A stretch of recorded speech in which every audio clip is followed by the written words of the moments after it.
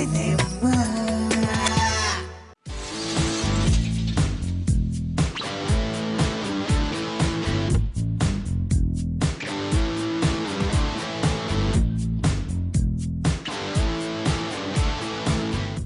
Mega media ഫിലിംസിൻ്റെ DI studio ആണ്. ഇദ്ദേഹം രമേശ് ഇവിടുത്തെ DI കളറിസ്റ്റാണ്.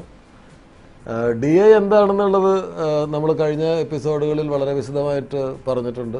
നമ്മുടെ ഷൂട്ട് ചെയ്തതിന് ശേഷം ഫൈനൽ എഡിറ്റിങ്ങിന് ശേഷം DIയിലാണ് കളർ ഫിക്സ് ചെയ്യുന്നത്. ഏത് കളർ എൻഹാൻസ് ചെയ്യണം, ഏത് ടോൺ ഫിക്സ് ചെയ്യണം, ഏത് കളറിന് സോഫ്റ്റ് ആക്കണം എന്നൊക്കെ തീരുമാനിക്കുന്നത് ഇദ്ദേഹമാണ്, ഇവിടെയാണ്.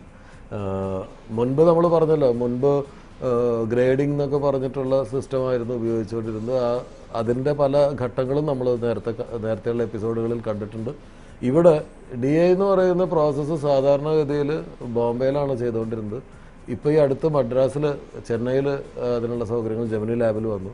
ഇപ്പം നമുക്ക് സന്തോഷിക്കാം, കൊച്ചിയിൽ, എറണാകുളത്ത്, പാലാരിവട്ടത്ത് ഇവിടെ DIയുടെ ഫെസിലിറ്റി വന്നിരിക്കുകയാണ്.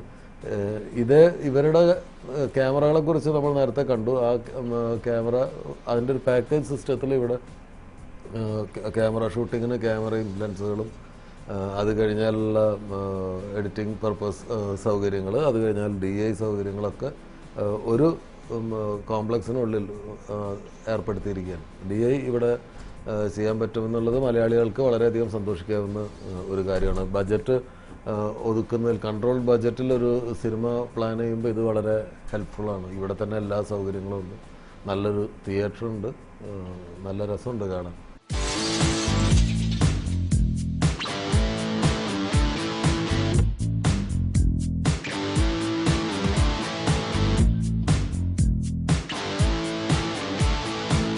മാന്യപ്രേക്ഷകർക്ക് കൊച്ചിയിലെ HD ഫിലിം പ്രൊഡക്ഷൻ സൗകര്യങ്ങൾ വ്യക്തമായി കാണുമല്ലോ. ആഡ് ഫിലിംസിൽ നിന്നും HD ഫിലിംസിലേക്കുള്ള പരിവർത്തനം നടന്നുകൊണ്ടിരിക്കുകയാണ്. അത്തരം സിനിമകൾ പ്ലാൻ ചെയ്തുകൊണ്ടിരിക്കുന്ന ആളുകൾക്ക് എല്ലാ സൗകര്യങ്ങളും ഇപ്പോൾ കൊച്ചിയിൽ ലഭ്യമാണ്.